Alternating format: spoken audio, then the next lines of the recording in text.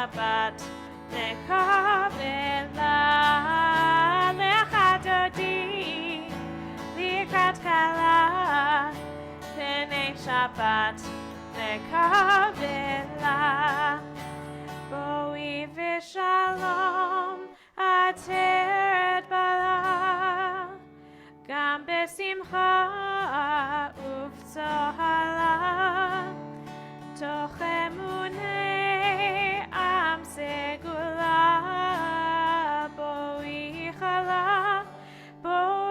chala lecha dodi likrat kala pnei Shabbat nekabela lecha dodi likrat kala pnei Shabbat nekabela.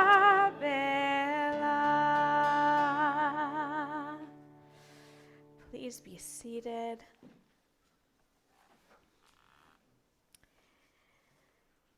And we turn to page 142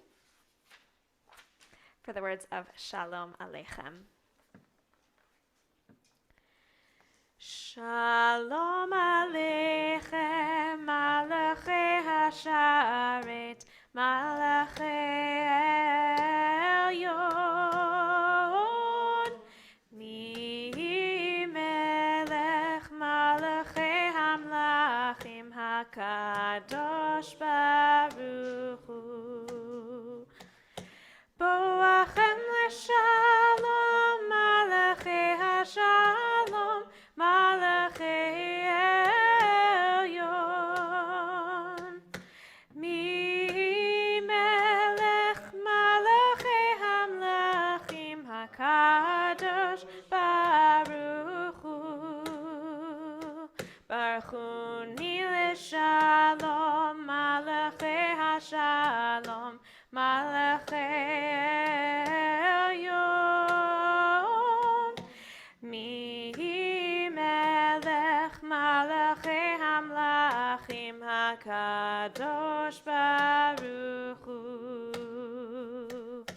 Tzedchem l'shalom, Malachei Hashalom, Malachei Elyon. Mi Melech Malachei Hamlachim HaKadosh Baruch Hu.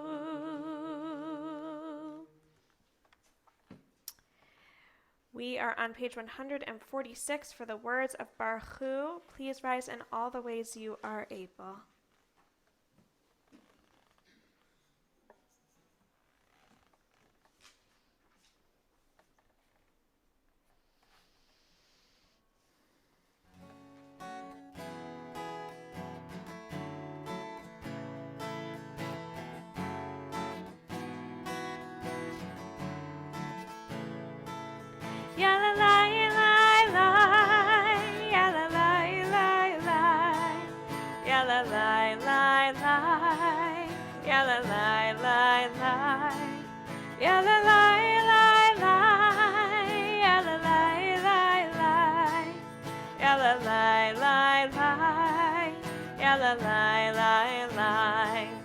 Am I awake?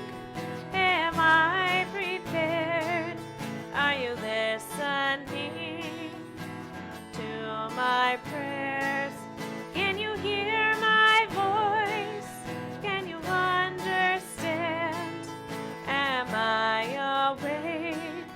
Am I prepared? Baruch Hu et Adonai HaMevorach.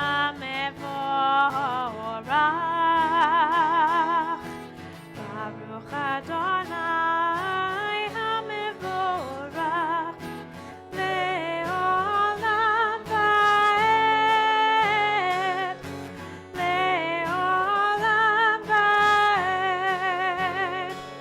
Yalalai lai lai, yalalai lai lai, yalalai lai lai, yalalai lai lai, yalalai lai.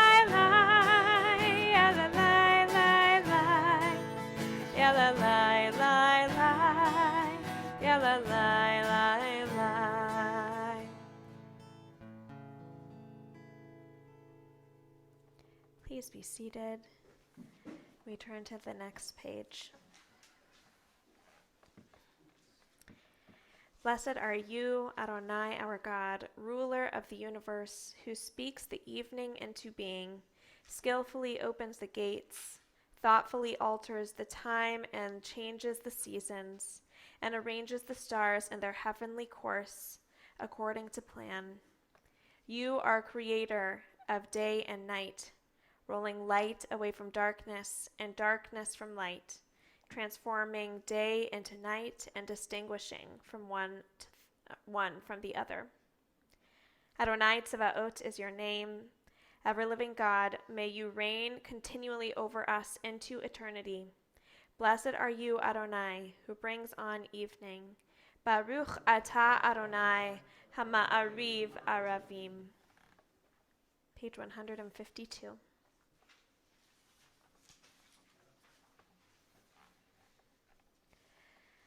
Shema Yisrael, Adonai Eloheinu, Adonai Echad. Baruch Shem Kevod Malchuto Leolam Vaed. Ve'ahavta et Adonai Elohecha bechol levavcha uvechol nafshecha uvechol me'odecha ve'hayu hadvarim ha'ele asher anochi metzavecha hayom al levavecha Veshinantam levanecha, v'dibarta bam, b'shivtecha b'veitecha, uvlechtecha v'derech, uvshochbecha uvkumecha, ukshartam leot al yadecha, v'hayu letotafot b'neinecha, Uchtavtam al mezuzot beitecha uvisharecha lema'an tizkeru va'asitem et kol mitzvotai v'yitem kedoshim le'Elohechem Ani Adonai Elohechem Asher hotzeiti etchem ve'eretz Mitzrayim lihiot lachem le'Elohim Ani Adonai Elohechem Adonai Elohechem emet.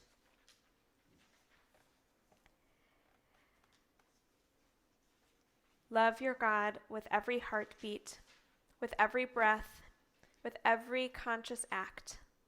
Keep in mind the words I command you today. Teach them to your children. Talk about them at work, whether you are tired or you are rested. Let them guide the work of your hands. Keep them in the forefront of your vision. Do not leave them.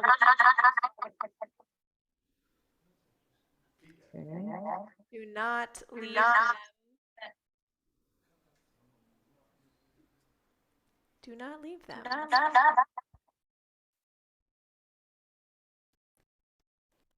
Do not leave them at the doorway of your house or outside your gate. They are reminders to do all of my mitzvot so that you can be holy for God. I am Adonai, your God. I led you out of Egypt to be your God. I am Adonai, your God.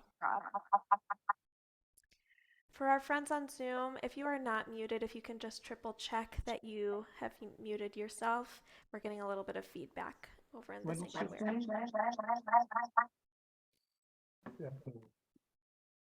You just telling us that's He's having seems impossible with the person doing this. Please hold as we deal with some technical difficulties.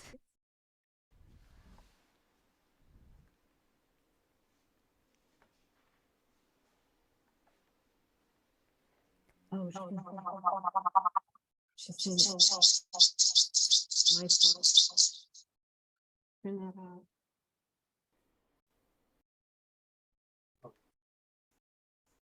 Hmm.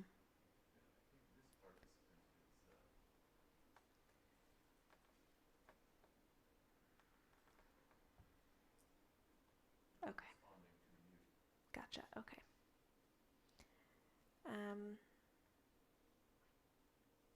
Hmm.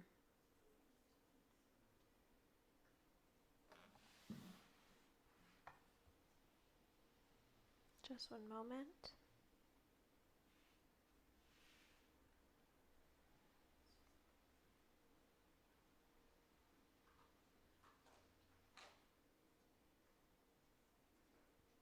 Hmm.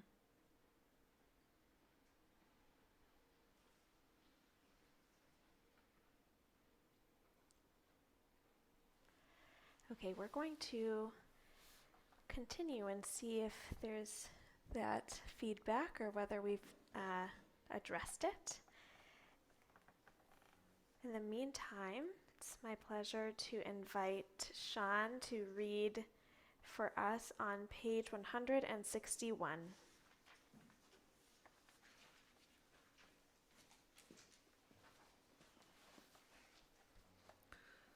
Give us a place to rest, Adonai, our God. Bring us into shelter in the soft, long evening shadows of your truth. For with you are true protection and safety, and in your presence are acceptance and gentle love. Watch over us as we go forth. Prepare for us as we return. Spread over us your shelter of peace, over all we love, over our Jerusalem and yours. Baruch atah Adonai, haparei sukkot shalom, aleinu v'al kol amo Israel, ve'al Yerushalayim.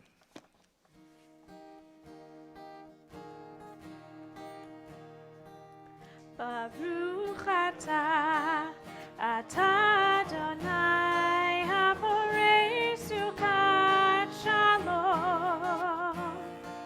Shalom aleinu ve'al kol amo Yisrael.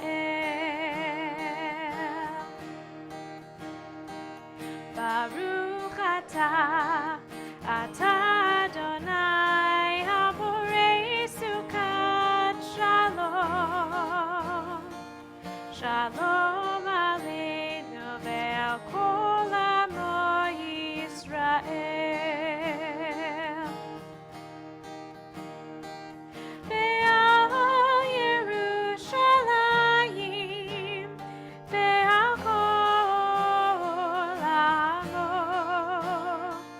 Ve'al Yerushalayim shalom.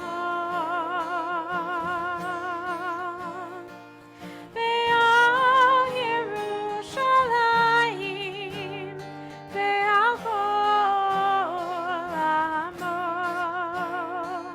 Ve'al Yerushalayim shalom. Baruch atah Adonai haporei sukkot shalom. Shalom aleinu ve'al kol amo Yisrael.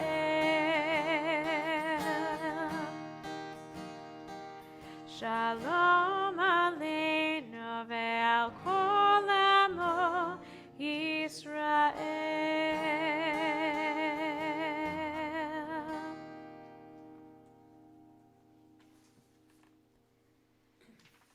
We now come to page 164 as we begin the tefillah, the core part of our prayer service liturgically, and also the core part of what is on our hearts this evening.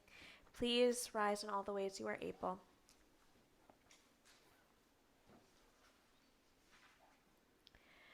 Adonai sefatai tiftach ufi yagid tehilatecha. Adonai, open up my lips, that my mouth may declare your praise. Baruch atah Adonai, Eloheinu v'Elohei avotenu v'imotenu, Elohei Abraham, Elohei Yitzchak, Elohei Yaakov, Elohei Sarah, Elohei Rivka, Elohei Rachel, Elohei Leah, Ha'el Hagadol, Hagibor v'Hanora, El Elyon, Gomel Chasadim Tovim, V'konei Hakol, V'zocher Chastei Avot v'Imahot, U'mevii Geula Livnei v'neihem, Le'ma'an Shemo be'ahava, Melech Ozer u'Moshiach u'Magen, Baruch atah Adonai, Magen Avraham ve'Ezrat Sarah. Atah Gibor le'olam Adonai, Mechayeh hakol atah Rav le'Hoshia, Morid hatal.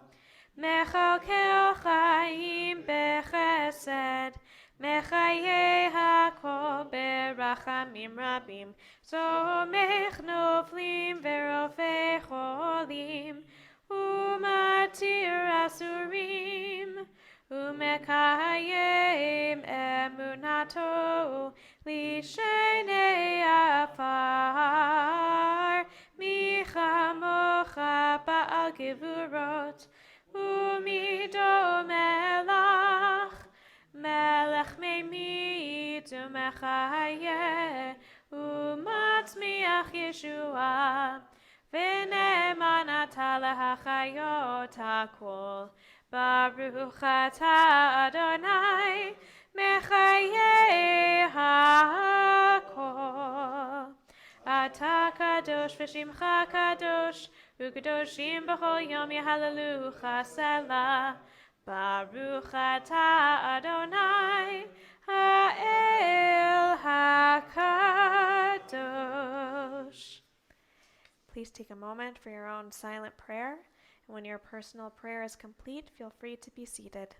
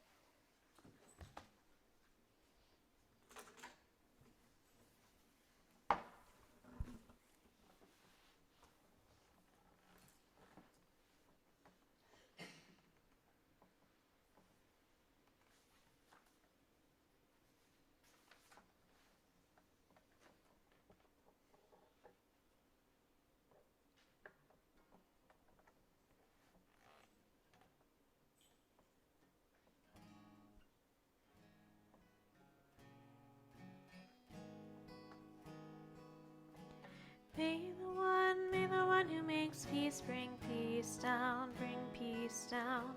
May the one who makes peace bring peace down, bring peace down. May the one one who makes peace bring peace down, bring peace down. May the one who makes peace bring peace down, bring peace down. Oh, say shalom. Bimromav. Oh, say shalom. Bimromav. Huya aseh shalom. Huya aseh shalom. Huya aseh shalom. Aleinu.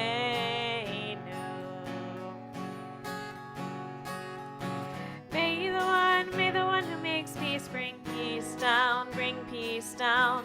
May the one who makes peace bring peace down, bring peace down. May the one who makes peace bring peace down, bring peace down. May the one who makes peace bring peace down, bring peace down. Oh, say shalom. Bimromav. Oh, say shalom. Bimromav. Huya aseh shalom. Huya aseh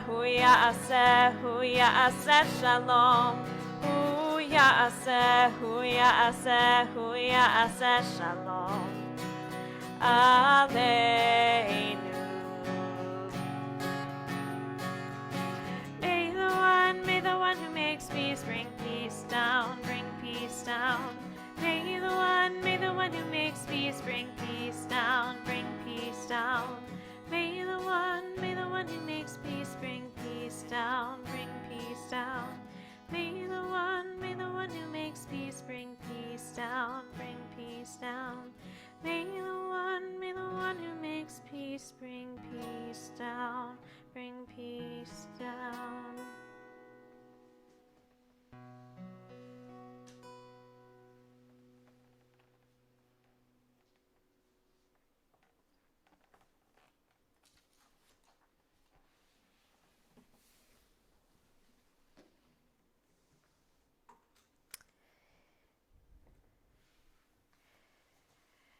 So, this week we read from Parshat Emor, which comes from the root Aleph Mem Resh, Omer, meaning to talk, to say, which means that God has some more things to say to Moses, who's going to say them to Aaron in this case, because we are in Leviticus, which means that we have more laws. Woohoo. It's been a bunch of weeks of laws at this point, and we're just going to keep on going with those. There's many more to go. And this week's laws, amongst other things, covers the laws that Kohanim, or priests, should hold themselves to. They need to do whatever it takes in order to keep themselves pure and holy and ready to do God's work on behalf of the people.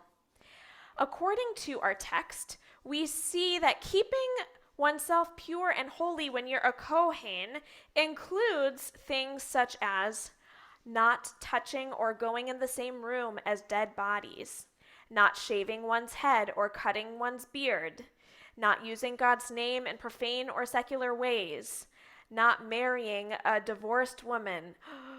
Oh my gosh, scandal. In some circles, people with the last name Kohen or Kahan, or anything that remotely communicates that they were descendants from Kohanim, the priestly line, still hold to these laws. There are those believe that they cannot marry a divorced woman or will not go in the same room as a dead body, even for the funeral of a loved one. There are even Jewish funeral spaces that have built separate Kohen spaces outside of their building with a way to still watch the funeral proceedings without putting themselves at risk of breaking this law. At the time when the Kohanim were serving as important frontline workers for God, it was incredibly important that they not be made tameh, or impure. They needed to be able to do their job without anything getting in the way. And in a world where we have different understandings of what it means to do sacrifice and to be pure, this whole concept may seem outdated, and we might just think to ourselves, let's throw it in the trash, not really applicable to our lives anymore. You can marry a divorced woman, and that will be a wonderful thing. May you have much joy in your life. That could just be the way that you approach it. Happy ever after, the end. And as I was reading this Torah portion, even if you want to throw all the rest of that out, please feel free. There was a verse that jumped out at me that I don't think we should throw in the trash just yet. In Leviticus chapter 21, verse 8, we read, V'kidashto ki et lechem Elohecha hu makriv kodesh yihyeh lach ki kadosh ani Adonai mekadshechem. And you must treat them, the priests, as holy, since they offer the food of your God. They shall be holy to you, for I, Adonai, who sanctify you, am holy. According to Leviticus chapter 21, verse 8, we are meant to treat the Kohanim, the priests, as though they themselves are holy as far as we are concerned, because they play a key role in sanctifying Adonai, who is holy. This verse highlights a theme that I have long wrestled with. For a moment, I want us to think about the Kohanim not as members of a priestly line that's passed down from father to son in this particular case, but rather as key members of leadership of Am Yisrael during a key part of our people's history. The role of the Kohanim included helping Am Yisrael to operate as a society of people who made offerings of certain percentages of their income, taxes, as a society of people who were held accountable and made sacrifices to ask forgiveness, as a society of people who observed holidays that started off as new to them. The role of the Kohanim was also to serve as figureheads to show Am Yisrael how they should act in order to be holy. The role of the Kohanim was to serve as experts with training and critical knowledge to help Am Yisrael to be the society that God instructed them to be. The role of Kohanim was to keep Am Yisrael safe from punishment from God for their behaviors, to help Am Yisrael continue to function, to be an expert and the one with the most information, to keep safe. The role of the Kohanim as leaders and experts is not something that I wrestle with. These are incredibly important functions in a society. Until we remember that the role that is so important is filled with human beings. These Kohanim were humans. And of course, someone doing important work should be treated with a certain level of respect and honor so that they can accomplish what it is that they need to accomplish. However, there is a very big difference between treating someone with respect and putting them on a pedestal. The moment I begin to hear of people being put on a pedestal, treating them as though they themselves are holy, potentially on a different level than anyone else in the space, my spidey senses start tingling. That's bad news bears, because human beings are imperfect, and when they start thinking as though they are on a different level, on the pedestal, a different level of holiness, they start to believe as though they are not to be held to the same standard of accountability. The roles of the Kohanim are holy, but the human beings can still fall to unethical and corrupt behavior. The people who think that they're holy may think that they don't need oversight or may not need to be held accountable when they make a mistake. And even if they could be held accountable, who's going to hold them accountable? These people who are told that they are holy by virtue of the role that they play, by who their dad was, who their granddad was. Even if people come to know how bad the behavior is, will they actually have the power to do anything about it? It turns out that even in our biblical texts, this is a dynamic that comes at play. In the book of 1 Samuel, which we have been studying during Torah study the past few months, we came upon a story of the priests, the son of Eli, the head priest, who were acting in just this way. In 1 Samuel chapter 2, verses 12 through 16, we read, "Now Eli's sons were scoundrels. They paid no heed to Adonai. This is how the priests used to deal with the people. When anyone brought a sacrifice, the priest's boy would come along with a 3-pronged fork while the meat was still boiling, and he would thrust it into the cauldron or the kettle or the great pot or the small cooking pot, and whatever the fork brought up, the priest would take it away on it. And this was the practice at Shiloh with all the Israelites who came there. But now, even before the suet was turned into smoke, the priest's boy would come and say to the man who was sacrificing, 'Hand over some meat to roast for the priest, for he won't accept boiled meat from you, only raw.' And if the man said to him, 'Let them first turn the suet into smoke, and then take as much as you want,' he would reply, 'No, hand it over at once, or I will take it by force.'"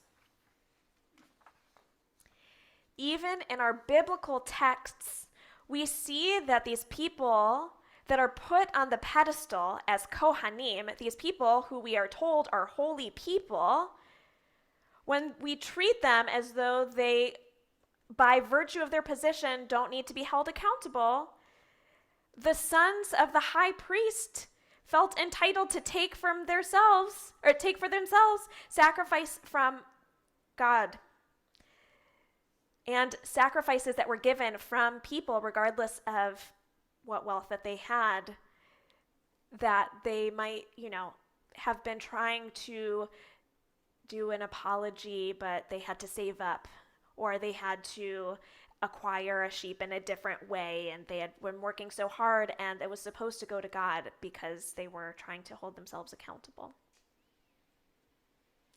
These priests, felt entitled to steal from Am Yisrael, and they felt emboldened by the fact that nobody from Am Yisrael was going to stop them. And in that story, it took much more than one time before God stepped in to correct the issue. Corruption ran rampant because people felt as though their position made them higher than accountability. As we read through the news lately, we see that there are others who find themselves in similar situations. They hold the positions of incredible power that are meant to have deep and important impact on our society. They are meant to serve as the experts or as people who are meant to keep our communities safe. They help our society to run, and yet our deference to them causes them to think that they are on a different level than us, that we aren't going to find out about their bad behavior, and that if we do, we won't be able to do anything about it. We will not be at liberty to have oversight over their work, nor will we be able to hold them accountable if their behavior does not meet certain ethical standards. We must hold leadership to standards that we expect for the role, as we read the rules before we read that we should treat the other people, that we should treat the priests with as though they are holy. We read all these other rules about these are the rules that we have for this position. This is what it means to be holy. This is what it means to act this role. In Rashi's commentary. Rashi is a Torah commentator from the 11th century in France. He comments that when we see the word vikidashto, and you shall sanctify him, this doesn't mean act as though he is already holy. He reinterprets it. You shall act in a way to keep him holy. You shall sanctify him even if it's against his will. Even if he doesn't want to stop doing the behavior that was expected of him, you shall flog him and you shall chastise him until he changes his mind. I'm not going to suggest that we should begin flogging our leadership, but we can do a little bit more to hold them accountable when we see that behavior is not to the standards that we want, that ethics are not being upheld, that corruption is running rampant. We must hold leadership to the standards we expect for the role, whether or not they want to be held to those standards, as we learned from Rashi. We must provide consequences for when leaders don't meet the mark for their position, and we should do what we can to keep the roles holy and to keep our society holy, rather than just treating some people who hold the position as though they are already filling that role. Kain Yehi Ratzon, may this be God's will.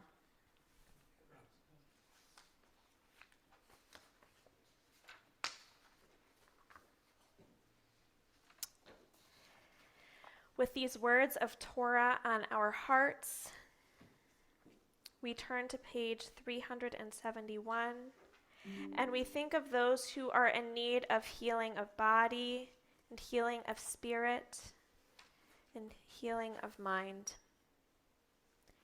If you are thinking of someone who's in need of healing at this time, if you are joining us on Zoom, please feel free to type their name in the chat or to say their name aloud to someone else in the room with you.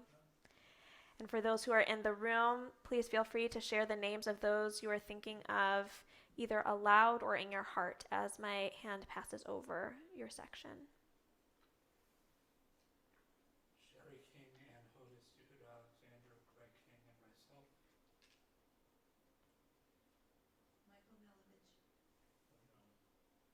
Cheryl Smith, Adrian Brown, Greg Spiegel, and who's spoken? My sister Jeannie, Ellen, Jan, Marilyn Denise, Carolyn, Marilyn Otto. My cousin Martin Maps and Danny Radcliffe. Michael Beck, Steve Wilson.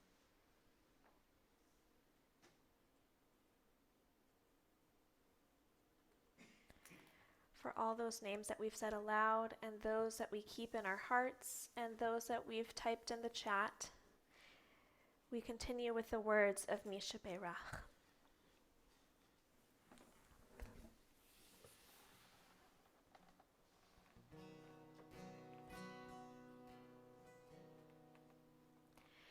Misha Beirach Avoteinu Mekor HaBracha Ve'imotenu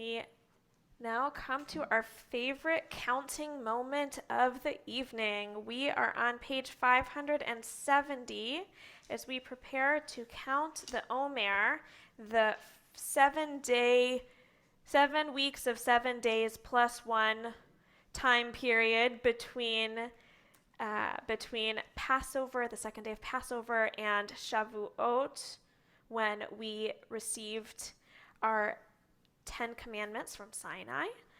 And so we are on page 570. We are, just to keep track of where we're at, we are today, starting this evening, on day 30, which the way that we say that in the counting of the Omer, we do it a little weird. We say the days, and then we say how many weeks, and then how many days of the Omer that is. So, Baruch atah Adonai Eloheinu melech haolam, asher kitshanu b'mitzvotav v'tzivanu al sfirat ha'omer. Hayom shloshim yom, shehem arba'a shavuot, Ushnei Yamim LaOmer. Today is 30 days, which is 4 weeks and 2 days of the Omer. We did it. Another day, another number. We have counted up to 30. We know how. Mazel tov to us. Something that's very silly, actually, is that with all of the years that I've counted the Omer, I've never paid attention to that when you're counting on the same day every week, that it aligns with and how many days it is. And I was like, oh my gosh, no way. Last week it was 3 weeks and 2 days. I was like, oh, duh. It's Friday every time we're doing it together. So with that, we are going to continue on page 586. For the words of Aleinu, please rise in all the ways you are able.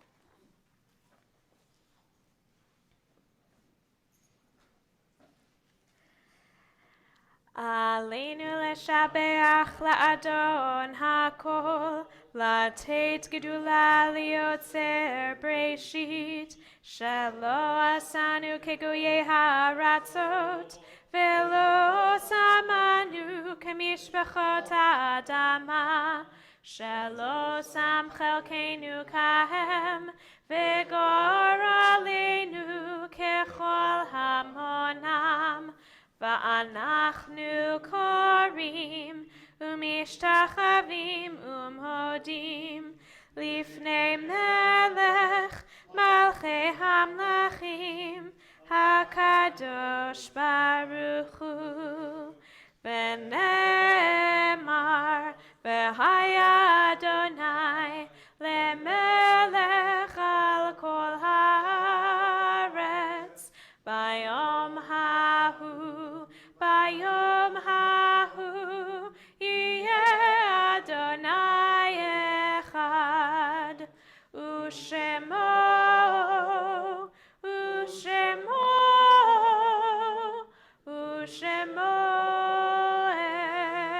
echad. Please be seated.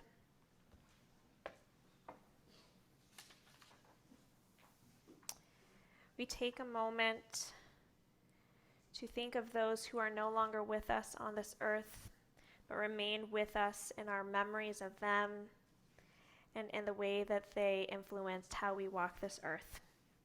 As your loved one's name is read, please rise.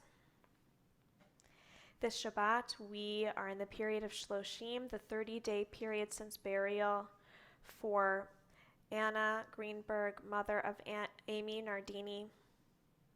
And this Shabbat, we remember the yahrzeit, the anniversary of the death of the following people: Jeanette Brown, mother of Leslie Guterman; Max Korenblum, father of Rosalind Cintron; Louis DeCastro, father of Katie Scott; Natalie Getz, mother of Allison Davis; Joanne Hageman, remembered by Ann Anderson; Zachary Levy, remembered by Lulu Levy and grandfather of Matthew Levy.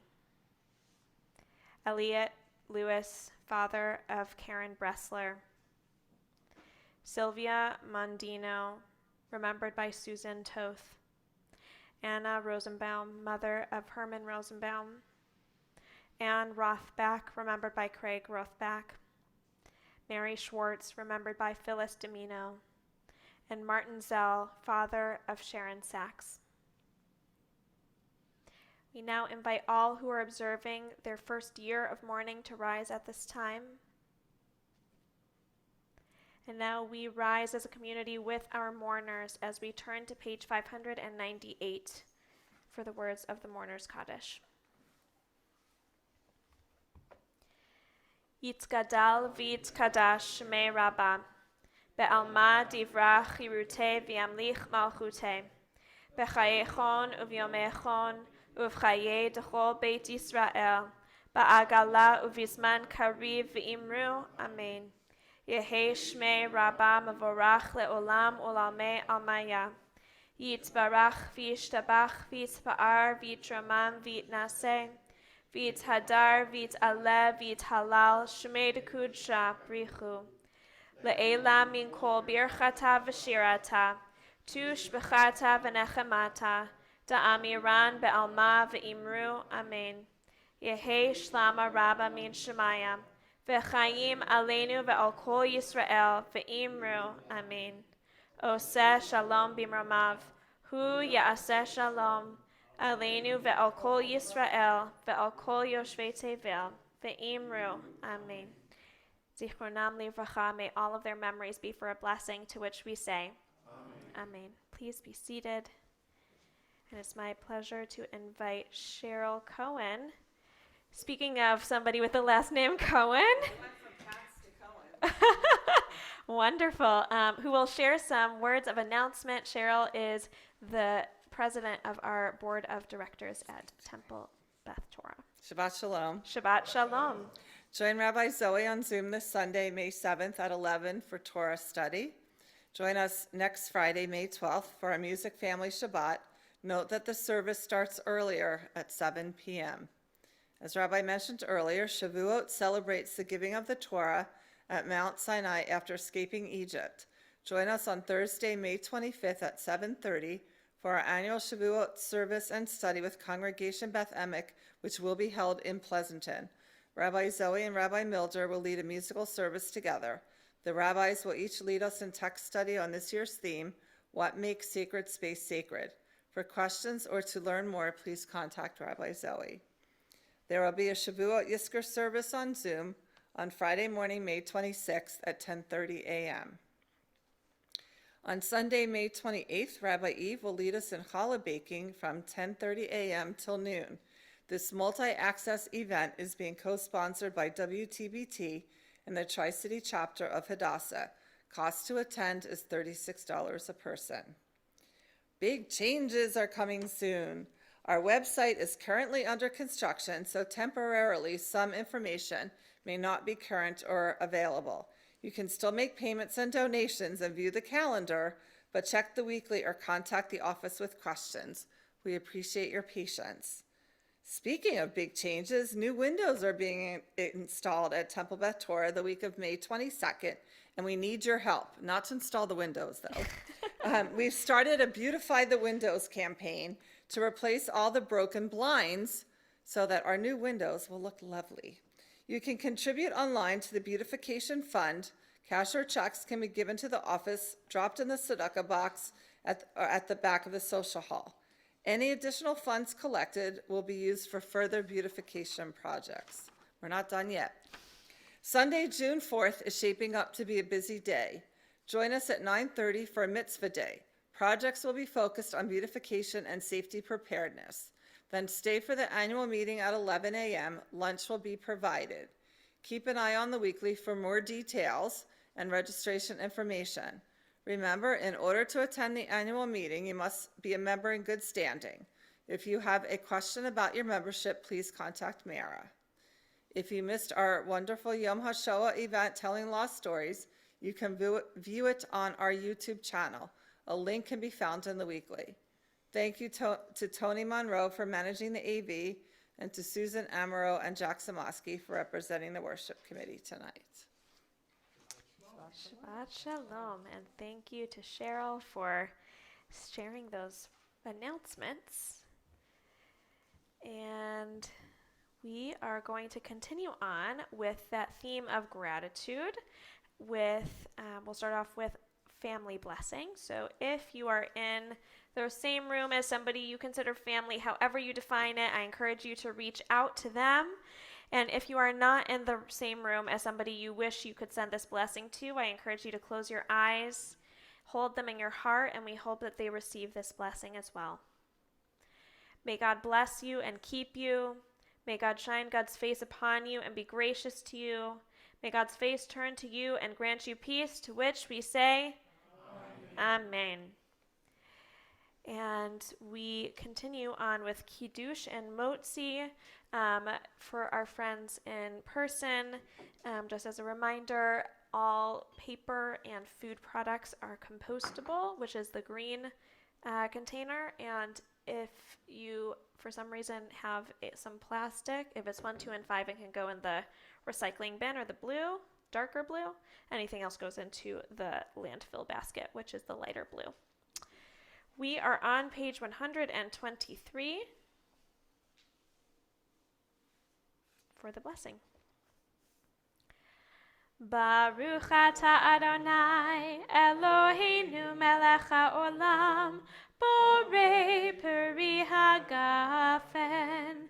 Baruch atah Adonai Eloheinu melech haolam asher kitshanu b'mitzvotav v'ratzavanu v'shabbat kodsho be'ahava uvratzon hinchilanu zikaron lema'aseh v'reishit ki hu yom techila lemikra'e kodesh zecher letziat mitzrayim kivanu v'charta ve'otanu kidashta mikol hamim v'shabbat kodshecha be'ahava uvratzon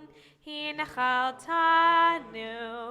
Baruch atah Adonai mekadesh haShabbat. L'chaim.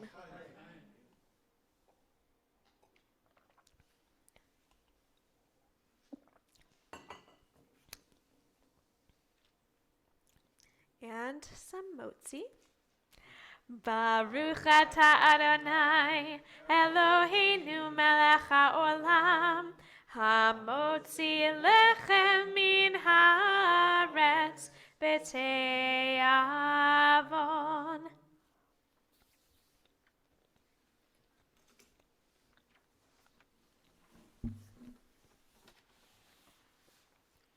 Okay, and we are going to conclude on page 129 with the words Ki Eshmera Shabbat.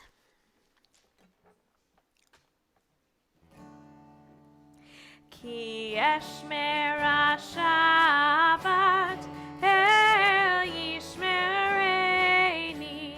Ki Eshmera Shabbat El Yishmereni.